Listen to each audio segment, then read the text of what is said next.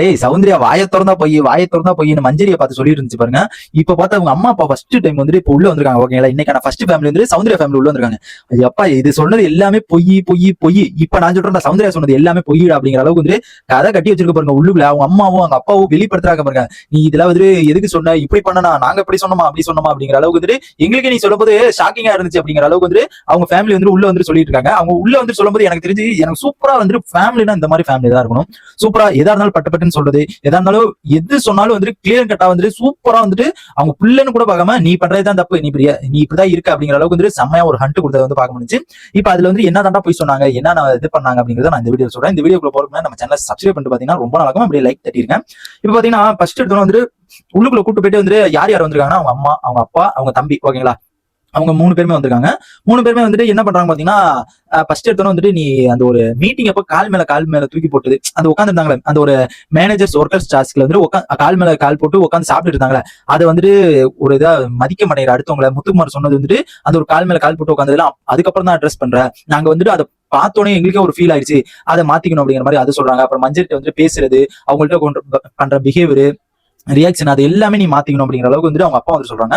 அதுக்கப்புறம் பாத்தீங்கன்னா அவங்க வந்துட்டு அவங்க அம்மா வந்துட்டு ஒண்ணு சொல்றாங்க, சண்டை வந்துட்டு தேவையில்லாம ஒரு சண்டையில போய் நுழையிற, தேவையில்லாம இப்போ ஒரு 10 பாயிண்ட் இருக்குன்னா ஒரு 2 பாயிண்ட் மட்டும் தெரிஞ்சுக்கிட்டு அந்த சண்டையை மட்டும் புடிச்சிட்டு உள்ளுக்குள்ள போற, நீ தேவையில்லாம எல்லா சண்டைக்கு நீ எதுக்கு போற அப்படிங்கிற அளவுக்கு வந்துட்டு பாதி தெரிஞ்சுக்கிட்டு அப்படிதான் நீ சண்டைக்கு போய் வச்சு ஃபுல்லா அதை பத்தி தெரிஞ்சுக்க மாட்டேற. அதுல ஒரு 5 வார்த்தை வந்துட்டு நல்லதா இருக்கும், ஒரு 2 வார்த்தை கெட்டதா இருக்கும். ஆனா அந்த 2 வார்த்தையை புடிச்சுக்கிட்டு நீ உள்ளுக்குள்ள போயிட்டு சண்டை போற அப்படிங்கிற மாதிரி வந்துட்டு ஃபுல் அண்ட் ஃபுல் வந்துட்டு எல்லா பேரண்ட்ஸ் என்ன பண்ணுவாங்க, நம்ம வந்துட்டு இந்த பிள்ளைக்கு வந்து இப்ப சரியில்லை, அவங்க கூட பேசாத, இப்படி பேசாத, அவங்க கூட வச்சுக்காத, இவங்க கூட வச்சுக்காது, இவங்க சேரதை நிப்பாட்டிடு, இவங்க எல்லாத்தையும் கூட அனலைஸ் பண்ண அப்படிங்கிற மாதிரி வந்து சொல்லுவாங்க. ஆனா இவங்க சொன்னது ஃபுல்லாவே ஓ மேலதான் எல்லாமே தப்பு அப்படிங்கும்போது எனக்கு ரொம்ப ஷாக்கிங்.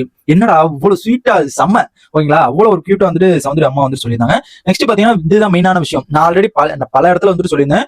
அண்ட் சௌந்தர்யா பொறுத்த வரைக்கும் பின்னாடி போய் பேசுறாங்க, ஜெஃப்ரியை பார்த்து அண்ட் ஜாக்லின அண்ட் ரயானா இவங்க எல்லாம் பாத்தீங்கன்னா பின்னாடி போய் பேசிட்டு இருக்காங்க. பின்னாடி போயினா எப்படின்னா பின்னாடி அவ இப்படி பண்றா, இவ இப்படி பண்றா, அப்படி பண்றா அப்படிங்கிற மாதிரி வந்துட்டு அந்த மாதிரி பேசிட்டு இருக்காங்க அப்படிங்கிற மாதிரி நானும் சொல்லியிருந்தேன். அதேதான் நம்ம சௌந்தர்யாவோட அம்மாவும் வந்து சொல்றாங்க, நீ பின்னாடி போய் பேசாத, ஏதாச்சும் ஜாக்லின் கூட வந்துட்டு சண்டையா, அவ முன்னாடியே நீ இப்படி பண்றா அப்படி பண்றா, நேரடியா வந்து பேசு, ஃபேஸ் டு ஃபேஸ் பேசு. நீ ஏன் பின்னாடி போய் அவங்கள்ட்ட போயிட்டு சொல்ற, அவங்கள்ட்ட போயிட்டு வேற ஏதாவது கன்வே ஆகி அவங்க ஒண்ணு சொல்லி அவங்க ஒண்ணு தெரிஞ்சு அதுக்கப்புறம் ஜாக்லின் போகும்போது வேற மாதிரி கன்வே ஆகும். நீ வந்துட்டு எதா இருந்தாலும் உனக்கு வந்து ஒருத்தவங்க பிடிக்கலையா, இப்படி எல்லாம் பண்ணாதீங்க அப்படிங்கிற மாதிரி நேரடியா போயிட்டு ஓப்பனா சொல்லு, ஆனா பின்னாடி போய் பேசாத அப்படிங்கிற மாதிரி வந்துட்டு கரெக்டா வந்துட்டு செம்மையா வந்துட்டு சொல்லியிருந்தாங்க. நெக்ஸ்ட் பாத்தீங்கன்னா வந்துட்டு ஒரு ஒரு இது எப்படி சொல்றது, ஒரு கன்க்ளூஷனா இருக்கும்போது, ஒரு இதா இருக்கும்போது அப்பதிக்கெல்லாம் வந்துட்டு அவங்கள்ட்ட போய் பேசு. நீ இப்ப ரியாக்ஷன் காமிச்சு சிப் அந்த மாதிரிலாம் வந்துட்டு நீ பண்ணிட்டு இருக்காத, ஒரு ரியாக்ஷன் காமிச்சு நீட்டா உட்காந்து பேசு.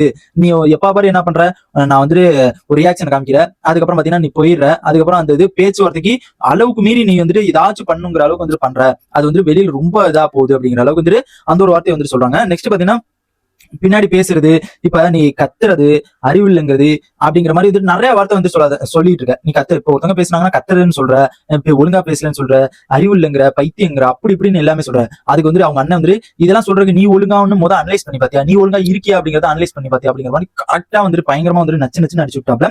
அண்ட் அதுக்கப்புறம் பாத்தீங்கன்னா அவங்க அண்ணன் வந்துட்டு உள்ள இருந்து தம்பி வந்து உள்ள இருந்து வரும்போது வந்துட்டு சொல்லியிருந்தாங்கன்னா எல்லாத்துலயும் கைண்ட்னஸா இருக்கு, அக்கறையா இருக்கு, பாசமா இருக்கு அப்படிங்கிற மாதிரி வந்து சொல்லியிருந்தாங்க. அதுக்கு வந்து பாத்தீங்கன்னா நம்ம யாருன்னா நம்ம அவங்க தம்பி வந்து கேட்கறாங்க, நீ நான் உன்கிட்ட வரும்போது என்ன சொன்னேன், கைண்ட்னஸா இருன்னு சொல்லியிருந்தல, நீ ஏன் வந்து அப்படி எல்லாம் இல்லாம வந்து கைண்ட்னஸே இல்லாம இருக்கு அப்படிங்கிற அளவுக்கு வந்து அந்த ஒரு பாயிண்ட் வந்து சொல்றாங்க. நெக்ஸ்ட் பாத்தீங்கன்னா இந்த ரியாக்ஷனு இந்த மாதிரி எல்லாம் வந்து வீட்டுல நான் இப்படிதான் இருப்பேன், ரியாக்ஷன் கொடுத்துட்டு தான் இருப்பேன், எப்ப ரியாக்ஷன் பண்ணிட்டு தான் இருப்பேன் அப்படிங்கிற மாதிரி வந்து நிறைய இது வந்து சொல்லிட்டு இருந்தாங்களே. ஆனா அதெல்லாம் பொய்யா, வீட்டுல வந்து இப்பெல்லாம் இருக்கவே மாட்டேன், ஏன் இப்படி இருக்கிற, வீட்டுல எல்லாம் ரியாக்ஷனை கொடுக்க மாட்டியே, ஏன் இப்படி ரியாக்ஷன் கொடுத்து இதையே நீயே கெடுத்துக்கிட்டு இருக்க அப்படிங்கிற அளவுக்கு வந்துட்டு அவங்க அம்மா வந்துட்டு சொல்றாங்க, அவங்க தம்பி சொல்றாங்க, அவங்க அப்பா சொல்றாங்க, ரியாக்ஷன் கொடுக்கறது மட்டும் நிப்பாட்டிட்டு வீட்டுல எல்லாம் ஏன் இப்ப இருக்கவே மாட்டேன், ஏன் உள்ளுக்குள்ள இருக்கும்போது இப்ப இருக்கு அப்படிங்கிற மாதிரி வந்து சொல்றாங்க. அப்பதான் எனக்கு ஷாக்கிங் ஆச்சு, என்னடா இந்த பொண்ணு ஆனா வீட்டுல இருக்கிற மாதிரிதான் நான் இங்க இருக்கேன், வீட்டுல இருக்க மாதிரிதான் இங்க இருக்கேன் அப்படிங்கிற அளவுக்கு வாயை திறந்தா சொல்லிக்கிட்டே இருந்துச்சு. ஆனா இவ்வளவு வந்துட்டு பொய்யே சொல்லணும்னு நான் எதிர்பார்க்கவே இல்லை. நெக்ஸ்ட் பாத்தீங்கன்னா வந்துட்டு அண்ட் கடையில வந்துட்டு இப்ப வந்துட்டு ஒரு கடையில எல்லாம் வந்துட்டு நம்ம நஞ்சுரன், ஓகேங்களா, அவங்க அப்பா பேர் நஞ்சுரன், அவங்கள்ட்ட வந்து கேட்கறாங்களா, என்ன உங்க பொண்ணு இப்படி ரியாக்ஷன் பண்ணுது, இப்படி பண்ணுது அப்படி பண்ணுது அப்படிங்கிற மாதிரி எல்லாம் வந்து ரியாக்ஷன் பண்றதெல்லாம் வந்துட்டு கடையில வந்து கேட்டுக்கிட்டே இருப்பாங்களாம். அதையும் வந்து அவர் மென்ஷன் பண்றாரு, இரிட்டேட்டிங்கா இருக்க மாதிரி நீ எதுக்கு பேசுற, இரிட்டேட்டிங்கா பண்ற மாதிரி எதுக்கு பண்ற, அவங்க இரிட்டேட்டிங்கா பண்ணாலும் நீ அதுக்கு தகுந்த மாதிரி பதில கொடு, நீ இரிட்டேட்டிங்கா வந்துட்டு அவங்களுக்கு மீறி வந்துட்டு பண்ற, நீ இரிட்டேட்டிங்கா இருக்குன்னா இரிட்டேட்டிங்கா இருக்கு பேசாதீங்க அப்படிங்கிற அளவுக்கு வந்து எப்படி பேசணுமோ அப்படி பேசு, நீ வேற மாதிரி வந்து ப்ரொஜெக்ட் பண்ணி பேசிட்டு இருக்க அப்படிங்கிற மாதிரி வந்து அந்த ஒரு வார்த்தையை சொன்னாங்க. அண்ட் நெக்ஸ்ட் பாத்தீங்கன்னா லாஸ்ட் வந்துட்டு கடைக்கு போனாவே எங்க அப்பா 500 காசு கொடுப்பாரு, காசு கொடுப்பாரு, நான் நைட்டு முடிக்க இருப்பேன் ஒரு நாள் கடையில 500 காசு கொடுப்பாரு, நான் 10வது படிக்கும்போது 9வது படிக்கும்போது அப்படிங்கிற மாதிரி வந்து கதையா இருந்துச்சு. அதெல்லாம் சுத்த பொய்யா. எப்பயாச்சும் தீபாவளி அந்த மாதிரி ஏதாச்சும் ஒரு இது வரும்போதுதான் அவங்க கடைக்கு போவாங்களாம். அது அந்த பாக்ஸ் மடிக்கிறதுக்கு போவாங்களாம். அது எல்லாத்துக்கும் 3 பேர் இருப்பாங்க, 3 பேருக்கு சேர்ந்து தான் 500 கொடுப்பாங்களாம்.